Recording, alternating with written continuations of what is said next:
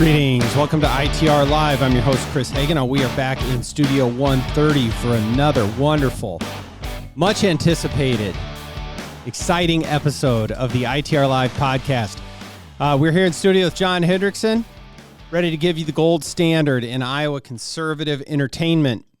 I changed it today, John. Yes. What do you think? I like it. Okay, good. Well, I wanted to do something different. Yeah. I didn't know what I was going to do, so here we are. So it's not just the gold standard conservative podcast. It's the gold standard in Iowa conservative entertainment. That's right. Yeah. So we got a couple different things today, John. Yeah. And I joked with John on the way in. Today is the John Hendrickson special. So if you think we've had some really some good episodes featuring John's content, you have seen nothing yet. Because our listeners are probably dropping off. Well, what's your dog's name? Alfred. Yeah, well, yeah. Alfred will enjoy it, if nothing else. Okay, good. Alfred, one of the original 12. Okay, so we probably ought to start, John, with just a quick legislative update because that's what we do here. Mm-hmm.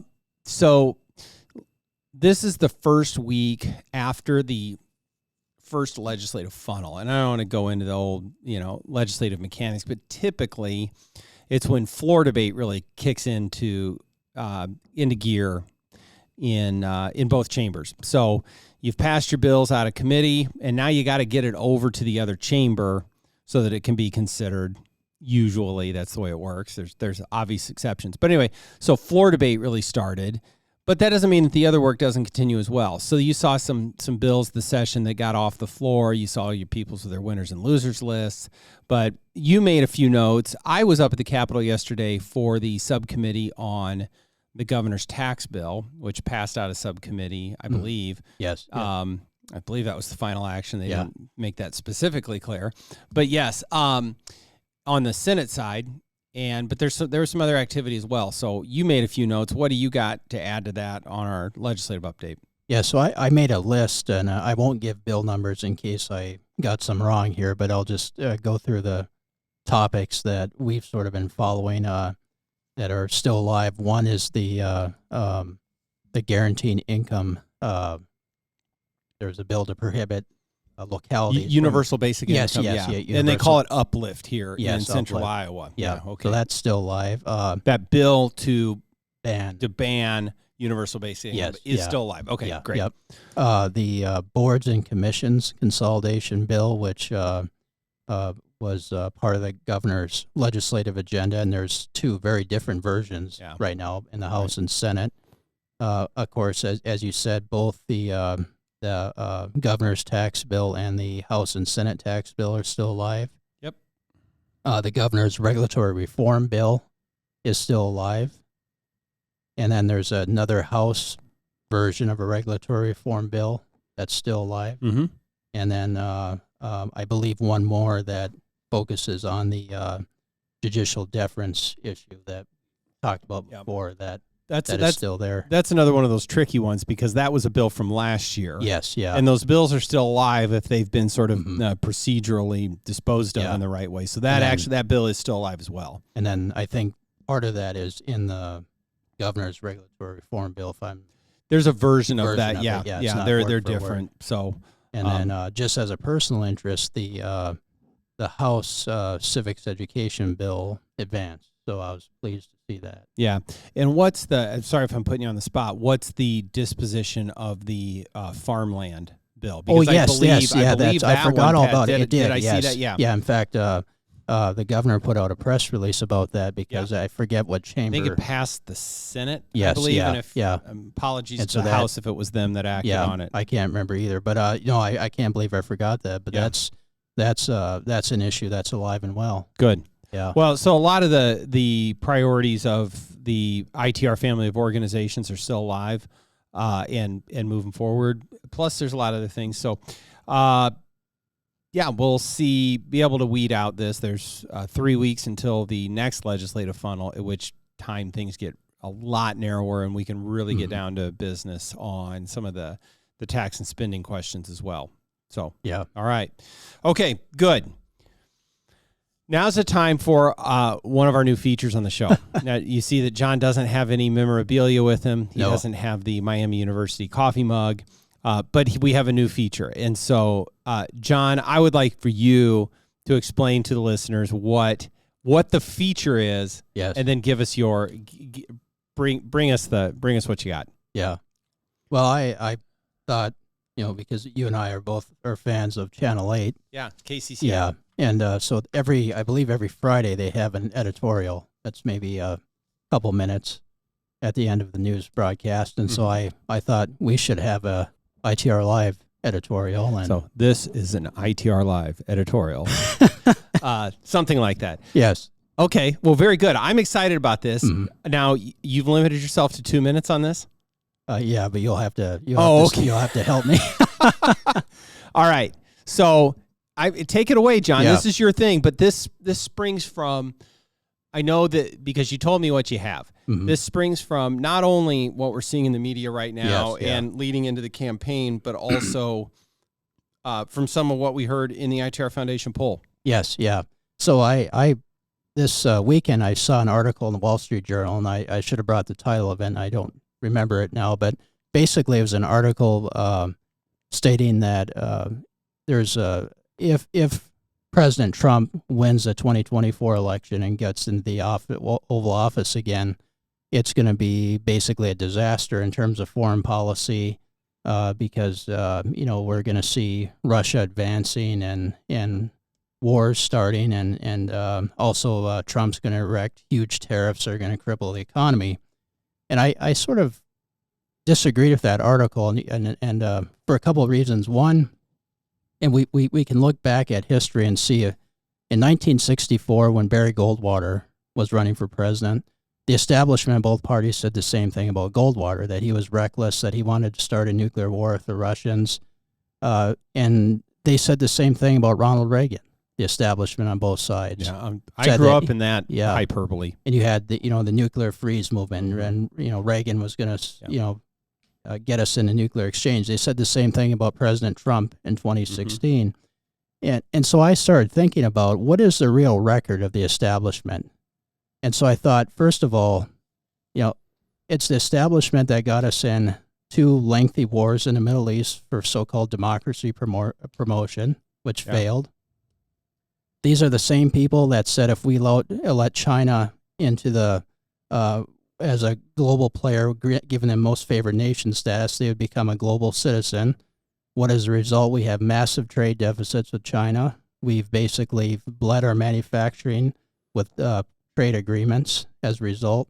And we look at foreign policy. Can I jump in? Not to mention the intellectual property thing. Yes, it's a violation of those agreements, but whatever. Okay. Yeah, and so we've lost tons of manufacturing jobs. We've lost, devastating the middle class. A lot of communities have suffered as a result. And then we look on the foreign policy front. What has they? Not only these costly wars, but also we see the consequences of NATO expansion that has occurred in Europe. And, so I think what's going on is the people that are saying Trump is going to do all these things, they've actually already done these things. Yeah. I mean, in terms of being warmongers and being threats. And, who's the true threat of democracy? And we saw this in the ITR Foundation poll. And I was thinking about that as well, because it is the Democrats who are trying to fundamentally change this country. And I was just thinking, they want to abolish the Electoral College. They want to pack the Supreme Court to get their outcomes they want. They want to grant statehood to the District of Columbia and Puerto Rico to tip the balance in their favor. And they want to empower further the administrative state, or what's called the deep state, that's basically running all kinds of problems to constitutional liberties, including religious liberty. So I think we need to think about, who is really the threat to democracy. And we think about that, and it's not, when we look at the first Trump administration, it wasn't that bad. And the same thing with Ronald Reagan. Ronald Reagan was not the warmonger that they said, and I don't think if Barry Goldwater would have won in 1964, he would have been a warmonger either.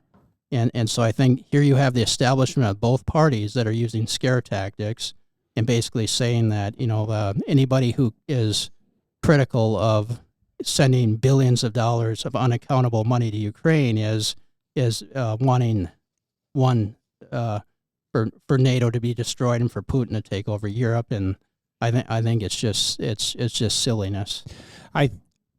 This has been an ITR Live Editorial.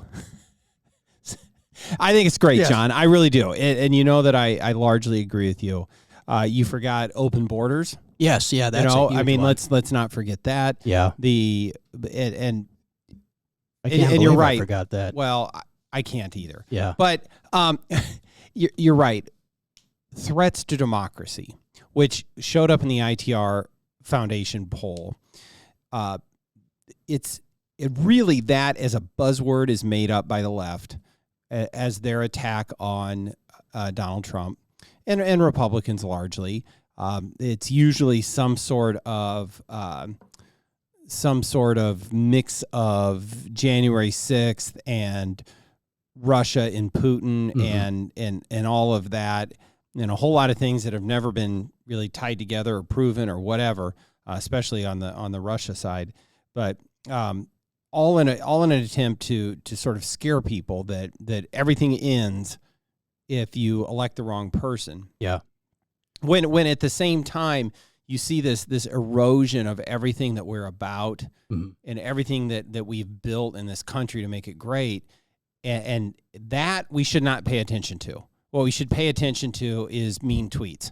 yeah, And it really is and it's not even a defense of Donald Trump. It's just it's a diversionary tactic. it is.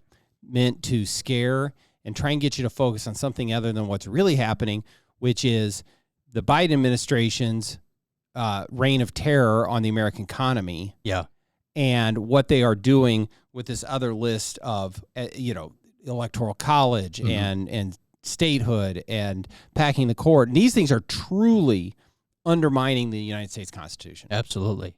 Yeah, So I think that's great. Yeah. You wrote that up, and I Yes, thought, yeah. John, there's the new feature. So Yes. we will do this again with additional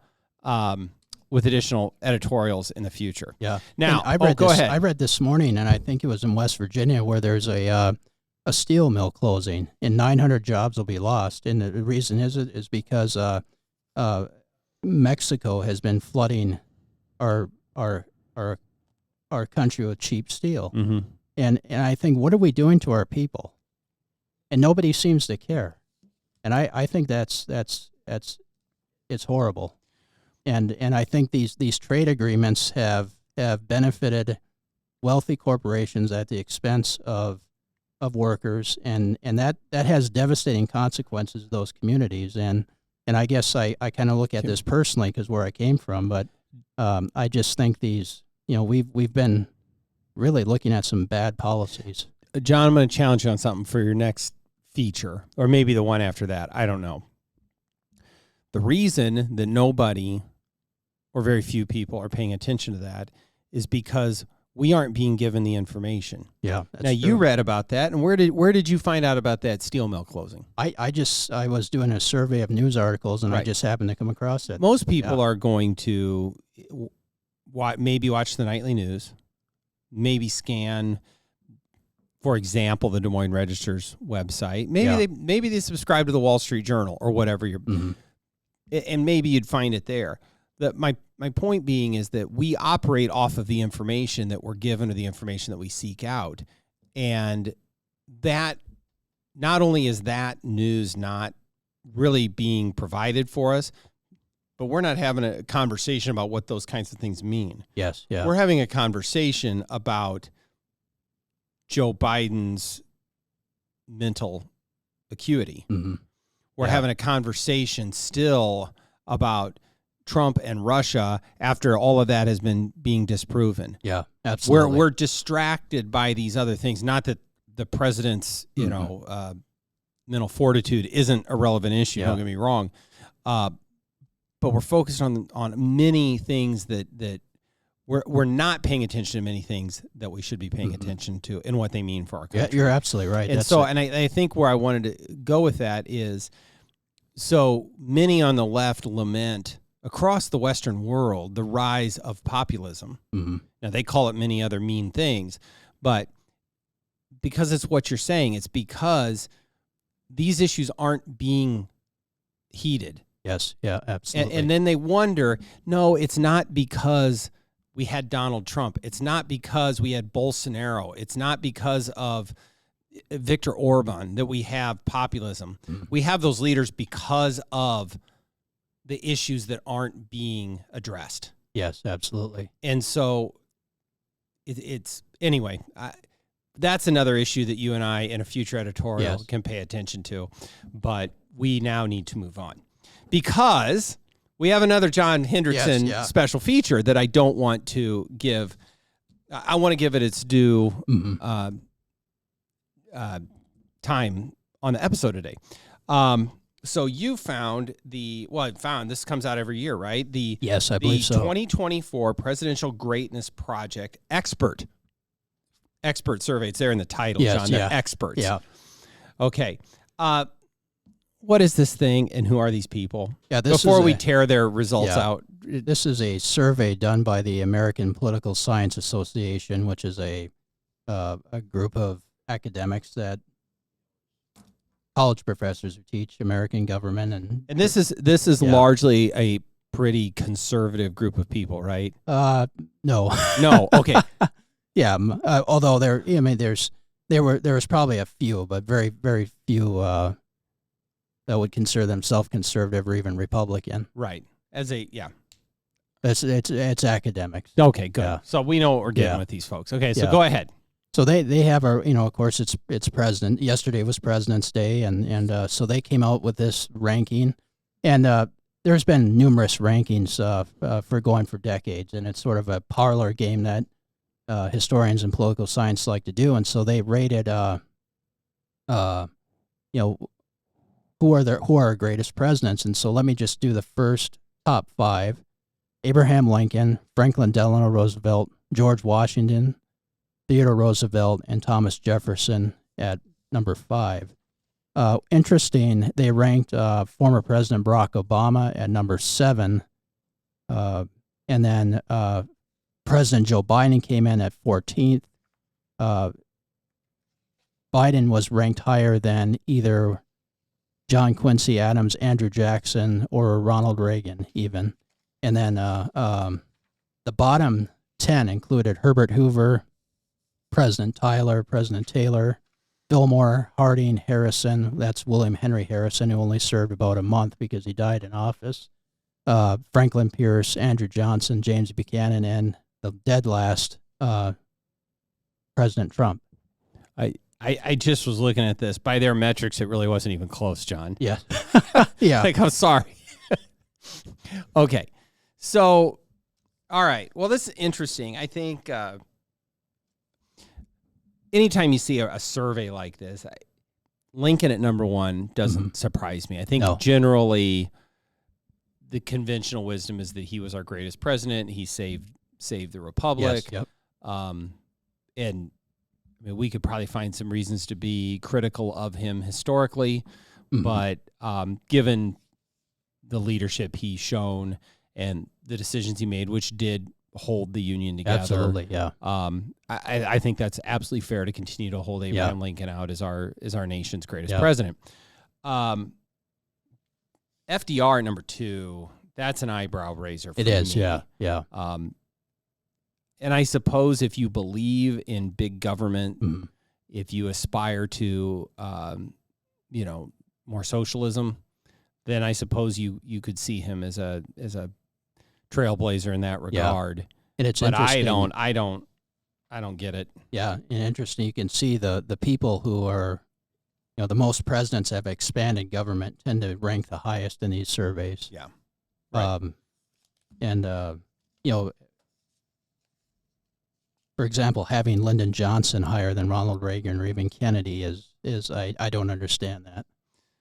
Lyndon Johnson comes in at 9. Well, I mean, yes, great society. Yeah. Yep. And got us drug into Vietnam. Mm-hmm. So, okay, I guess up 3 this year from last year. Over the last 8 years, I guess. Yeah, Reagan's interesting on these studies. It probably has to do with your worldview and when you grew up. To me, and for me in my experience, Ronald Reagan's a top 5 president. Yes, yeah. it for a number of reasons, but he,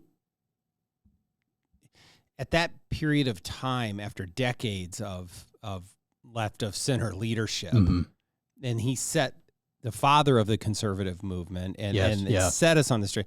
His historical significance is great in many things. But anyway, absolutely. Go ahead. And I'm not a big fan of Franklin Roosevelt, but I don't know if I'd put him in the top 5, but he would certainly be in the top 10 just because, really the government we have today and even the foreign policy we have today is largely a product of Woodrow Wilson and Franklin Roosevelt. But at the same time, Andrew Jackson, I know he's controversial. I would put Jackson, my top 5, and I was having fun with this morning. My first ranking would be Washington, followed by Lincoln, then Andrew Jackson, followed by Jefferson, then I put Reagan as my 5th. And, Jackson being controversial, doing some things, though, but, really was defined that era of American history. We even call it Jacksonian democracy for that very reason. And I would also say there's some that are underrated, that are usually, for example, I like Dwight Eisenhower. I think he deserves a higher ranking. The other ones I think deserve better include Warren Harding, Calvin Coolidge, William McKinley, Grant, even Herbert Hoover.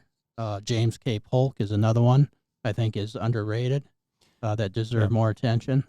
The one that kind of jumped off, 34th at Coolidge. Yes. For precisely the reason that he did not aspire to do the things that would have elevated him up this list. Yes, yeah.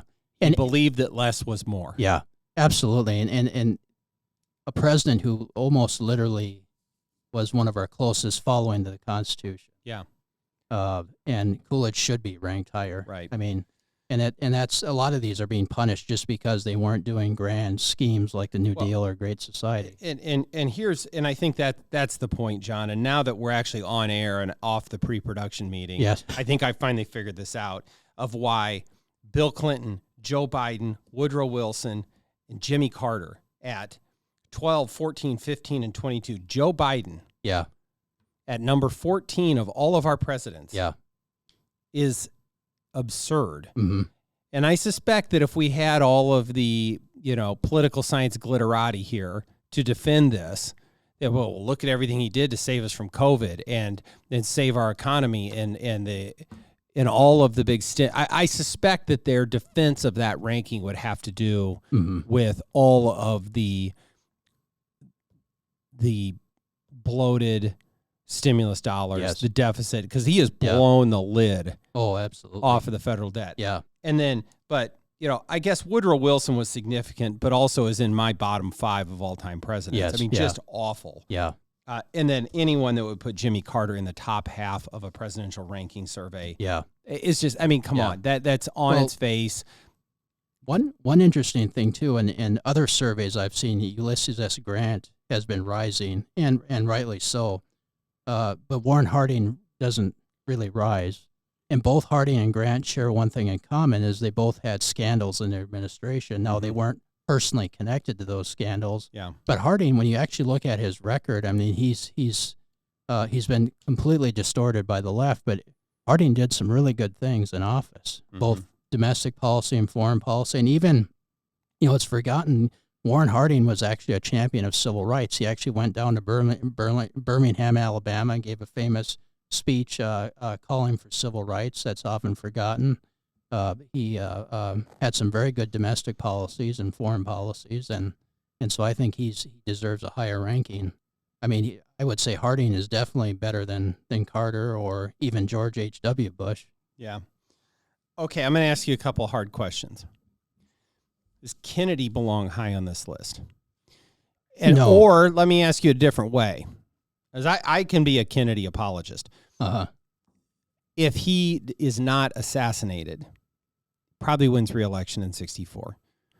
Probably follows somewhat of the same path of LBJ, not as big of an expansion of government in the Great Society, but also probably gets us involved in Vietnam. How would he be remembered? Well, because in those 3 years of that presidency, just thinking about it, I can't think of much besides the Bay of Pigs. No. That in the Cuban Missile Crisis that I can really remember out of his presidency. Yeah. I think Kennedy, because of the liberal influence of these surveys, he would still be ranked fairly high. I'm actually surprised that they have LBJ higher than Kennedy, but they're basically together. LBJ's 9, Kennedy's 10, but I don't think I wouldn't rank Kennedy that high. But I think because they see him as a visionary, and they would probably excuse his escalation of Vietnam, and I still think we would have had a similar great society with Kennedy. I think that Kennedy is often assumed to be a conservative, but I just don't buy that, and I don't either. I think he was a run-of-the-mill Democrat for his time. Yeah, and Nixon too. I mean, Nixon. I would rate Nixon even higher than Kennedy and Johnson, even though you have Watergate. But Nixon actually, we could debate his foreign policy, but Nixon was actually somewhat fairly effective. Yeah, I mean, in terms of some of the things that he did. Yep. Okay, last one on this, John, and I'm going to start, I guess, rather than asking you a question. Barack Obama at number 7. I think Barack Obama belongs in the top 10 on this list. Really? I do. I do. First of all, any 2-term or more president starts up the list. Yeah. I think it cannot be discounted. Our first black president. Mm-hmm. I think that alone elevates him, and he largely got his agenda done. And I think we'll let history decide about Obamacare. Yeah. But whatever you think of that was a major policy shift in this country. So I'm actually going to defend Barack Obama in the top 10 on this list. I can. I never thought about it that way, but I think you're right, and also Obama sort of in a sense.